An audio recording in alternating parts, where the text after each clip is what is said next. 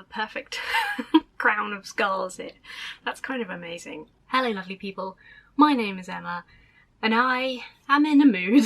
I'm going to try and keep this as brief and non-ranty as possible. I could easily go off on a big rant about various things, and I'm going to try not to do that because you should never just act straight out of emotion.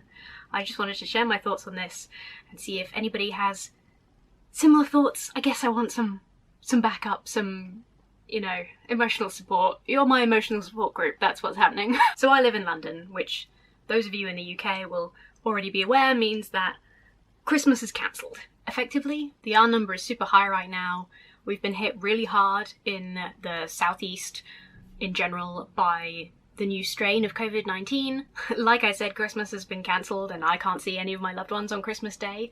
So if you want to debate whether COVID is real, if the pandemic is made up, not today please. As a result of the infection rate jumping so high so suddenly because of this new strain, and we haven't had enough the vaccines have only just started being given to people, so there's not nearly enough immunity for that to make any difference. We have gone into a new tier 4, which is basically just local lockdown. So for me in London, it means I'm not allowed to mix with any other households. Obviously that's quite suddenly blown Christmas out of the water for myself and a lot of other people, which sucks. I'm pretty glum about it. If I put on my sensible being a responsible citizen hat, I understand that I think it's the right thing to do. I think that the way that... I'm not going to go off on a big rant, I promised. The way that the government has handled it is questionable. Let's just say I have always had strong feelings about Boris, largely in the negative, and this hasn't helped. This last year has just made me kind of wish that maybe we could bring back putting people in the stocks and throwing rotten fruit at them, just for Boris. So whatever, we're not allowed to mix. It's very strict, it's very extreme. If you're in tier 4, you can't. You're not supposed to travel from a tier 4 area to any other tier, so I can't, you know, drive over somewhere else. You're not allowed to travel internationally if you're in a tier 4 area, and even tiers 1 to 3 aren't allowed to. Tiers 1 to 3 are only allowed to mix on Christmas Day, and it has to be for as short as time as possible, and you can't stay overnight at anybody else's household. So even the people in the lower tiers are having really strict restrictions imposed on them over Christmas. It makes sense. Like I say, it wasn't done the best way, it was handled very poorly with an extreme lack of sensitivity, but this is a Tory government. I'm calm, I'm centered, I'm emotionally chill. I need like some kind of crystal, or, you know, like I need like a comfort object. What about my skulls? I'll hold a skull. That'll make me feel better. I'll hold the see no evil. Although I listen to the news on the radio. Okay, that is such a weird, like, superstitious angle for me to take. For me, the skeptic who believes in nothing, I feel like it will still be better emotionally for me to hold the hear no evil because I listen to the news on the radio. Now that I have my emotional support skull, I'm ready to carry on. So Christmas is cancelled. I'm really bummed. I haven't seen most of my family in a year, some of them longer. I wasn't going to go and see them for Christmas anyway. I was already prepared for that because they're all too high risk. It's just not, it wouldn't be a responsible thing, and I'm not doing irresponsible things this pandemic. Again, I'm not bitter, everything's fine. I knew that I wasn't seeing my family over Christmas. I was kind of consoled by the fact that I was spending Christmas with my partner, and that kind of made it all okay and made me feel better about the whole thing. And very abruptly all our plans have been taken away, and now I'm spending all of my holiday free time off of work alone. There's definitely just a selfish element of sadness to this. This looks so weird. Okay, I'm gonna put you back, but I know that you're supporting and loving me from there.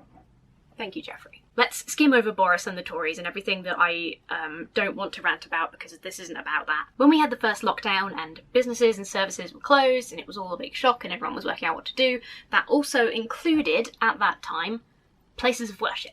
A church or a mosque or a kingdom hall or a whatever doesn't have any safety measures in place that any other communal buildings couldn't have. Logically, it makes the most sense and it's the safest and it's the best way to protect a congregation by closing those too. Then, here we go. Then a huge amount of religious leaders from across the country, I think like 76 or something, a lot of religious leaders got together and threatened to sue the government for a breach of human rights if they did not allow communal worship during lockdown while everything else was closed. I want to be as sensitive as I can when I talk about this because it makes me very cross, it makes me very bitter. There's a bitter part of me that is, you know, and a lot of my friends have kind of expressed this feeling, and it's really difficult to get over, where it's like we've spent this year effectively in isolation, working so hard to move our whole lives to our homes, working from home every day, some of us losing our jobs, and not seeing our family, not seeing our friends, not spending time with our loved ones, all for the sake of protecting, you know, our fellow man, because we don't want the elderly, we don't want the vulnerable, we don't want the seemingly young and healthy people who it turns out have health conditions all to perish for the sake of us living a normal life, because we care. And when you see people, companies, institutions, whatever, not following the rules because they have some sort of feeling like they're exempt from the rules because they're some sort of special status thing, which is absolutely what the religious organisations think. When you see them breaking the rules, them making excuses, them not having to follow the rules, and the government bowing down and allowing that in this situation, it makes you bitter. It makes you feel like, what was it all for? There is no denying that the government was bullied into making this decision. That is what happened. I don't know who was involved in making the decision, saying okay, not wanting to risk being sued. I don't know what the thought process was, but we know that what happened was places of worship were included in the services that had to close during lockdown. Religious leaders threatened to sue the government, and now places of worship are exempt from the rules during lockdown. If I take off my emotional hat for a second and try and be a bit more logical about it, because this is how I try to behave, statistically, and I'm largely referring to the Church of England here because that's our church, that's what the majority of religious people in this country follow, is Church of England. Obviously there's other places of worship included in this. Attendance to the Church of England has gone down by quite a few percentage, 3 or 4% every year for a long time. It's been said for a while that the Church of England is dying out. The people who still subscribe to the Church of England and consider themselves a member of that church is going down every year. The majority of those are elderly. Statistically, even amongst the people who identify as being a member of the Church of England, most don't attend every week. Most don't attend at all, and then an even higher majority don't attend every week. Okay, relax. If most of the followers of your church do not attend communal worship, how can one possibly claim that it is a vital service? How is that? I keep doing this like prayer thing. It's not meant to be sarcastic, it just keeps happening. How could it possibly be considered vital when the number of people that are attending church is going down and down and down every year? Most people who are religious don't go. The churches themselves have said, I'll find it, there's a statement in a minute regarding the latest tier lockdown rules. Most people at the moment who do attend church are choosing not to go because it's not safe. Like, everybody acknowledges that this is not safe. Spending a long time, and if you've been to church lately, sermons are long. Spending a long time indoors with lots of other people from different households is the worst thing you can do at the moment during this pandemic. It is the most risky thing. Most people who go to church are elderly and more vulnerable to getting this disease and suffering worse for it. So why? Absolutely no. If you look at logic, if you look at statistics, if you actually care about the health of your neighbours, there is no reason to need to worship communally now. You can worship at home. There is nothing you can do in a church that you cannot do at home. God is everywhere, right? I'm not a Christian. You know that. But God is supposed to be everywhere. God is supposed to be in our hearts and in all things and all places and able to watch us all the time. So worship at home. Just fucking worship at home. Arguing that freedom to communally worship is a human right, and that in the situation of a pandemic that's being violated by churches being closed is the most selfish, ludicrous thing I have heard in a long time. It is selfish, because if you're a church leader, the health and safety of your congregation should be more important than your desire to be in a room together. And yes, lots of people who attend church services are vulnerable to loneliness, and that's terrible. But that's what support bubbles are. There are lots of elderly people and lonely people who live alone and don't go to church, and that's why the support bubble system is in place, so that if you're particularly vulnerable to those things, you can live inside a bubble with other people and interact. That's the point of it. Those systems are in place.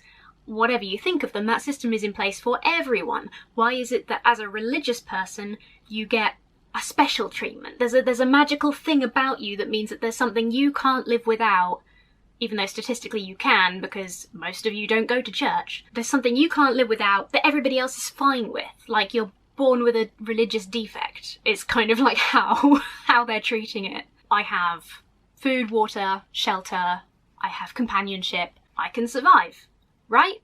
I have a roof over my head, I have everything I need. Why is it considered a violation of human rights not to be able to be in a specific room during a period of mass change? Why is the rest of the world expected to follow these incredibly strict rules? The rest of us aren't allowed to even invite in our loved ones on Christmas Day. But if you go to a church service, you can see people from all different households. You can all mingle. You can all become super spreaders and infect each other and then carry that back into your different households. Why is that okay? This is going to sound extremely cynical, and I'm not that sorry, to be honest, so I'm not going to say I'm sorry, because I'm just not. I think the reasons are because the government is cowardly, and because religious organisations are used to being exempt from other rules. They're used to getting their own way. They're used to having special treatment, because there is this idea that believing in something means that you can't be challenged. If your point of contention comes from a religious perspective, then it means you're exempt from criticism in this area. You're exempt from the same rules as everybody else. You cannot be controlled or criticised in the same way as any other group of people. And like I said, if we look at the numbers of people who actually are religious in this country, and especially if we look at the number of people who are actually attending places of worship, that's like, statistically, this is a very old-fashioned perspective, right? It's a very old-fashioned perspective. This is groups of people who are, and not even people, because even that I feel is a little bit unfair, because it's an age-old institutional issue. Although the 76 people that threatened to sue the government can suck my dick, to be honest. It's a very old-fashioned institutional issue where these organisations just expect to have rights that others don't. That's what it is. Why is it a human right for them and it's breaking the law for the rest of us to meet in a big group inside? I think if you actually cared, you would close your church.